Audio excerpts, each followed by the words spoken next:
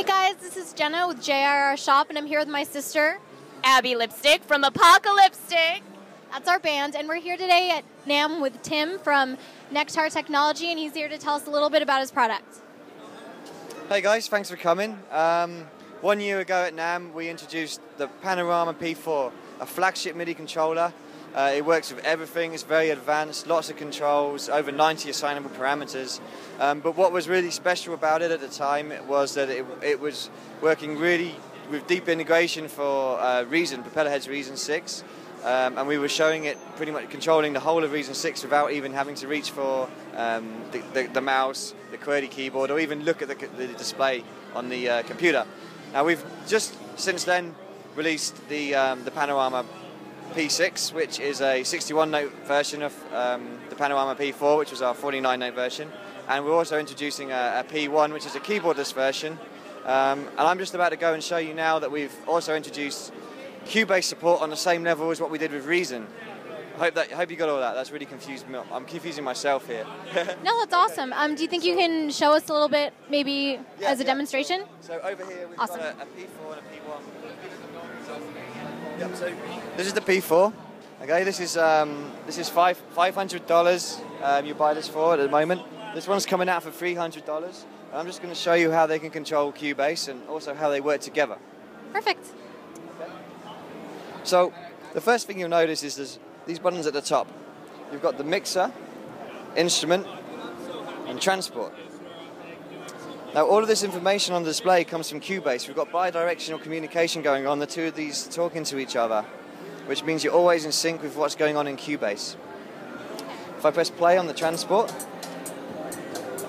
although I press it on this one, that's controlling Cubase, so Cubase is sending back the information for here.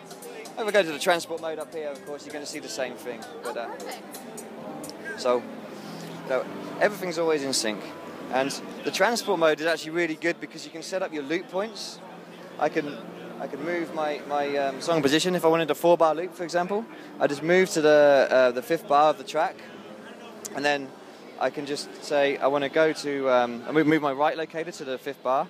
So I've got to go to the left, go to the right.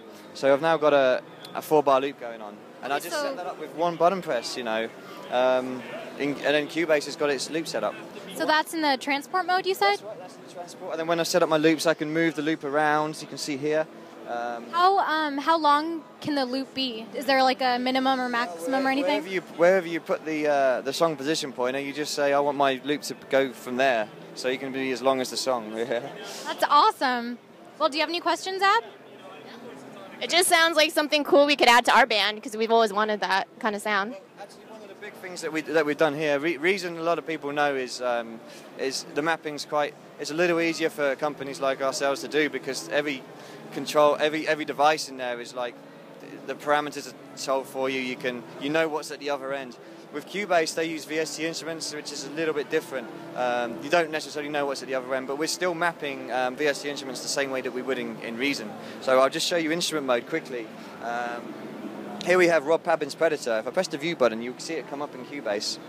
Oh, nice. Hundreds of parameters, okay, which normally means paging through, and it's really painful.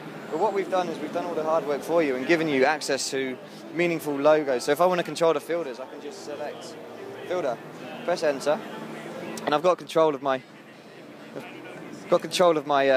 my filter here.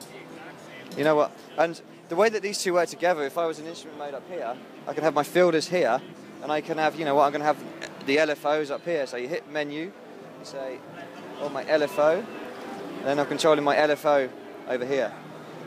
So I've got filters here, I've got LFOs here, and you know what, I've got envelopes over here. So like, I've kind of created a giant synth, but I'm controlling the plugin within Cubase by doing all of that. Okay, and just quickly I'll show you the mixer mode. In mixer mode, whichever track you select, it immediately updates to show you which track you've got. Yeah, you probably noticed as well that the motorized fader jumps around to show you the track level. Okay, so whichever track I have the keyboards going to, so this is a drum track, so I can actually play from the pads, you notice that it will jump to match the volume of that channel. So even if I'm in instrument mode or transport mode, I have my mixer here, which is going to control the level of the track that I'm playing. Doesn't matter I don't have to think about which track that is. I just know that what I'm playing is going to have a volume control right there, and I can mute and solo as well. And yeah, it is. It's very quick. And one of the great things about using this control. Yeah. Awesome. Well, thank you so much. We really appreciate you taking the time with us. This is Abby and Jenna of Apocalyptic with JRR Shops, and Tim showing us about Nexar technology. Make sure you check them out at nectartechnology.com. Thank you.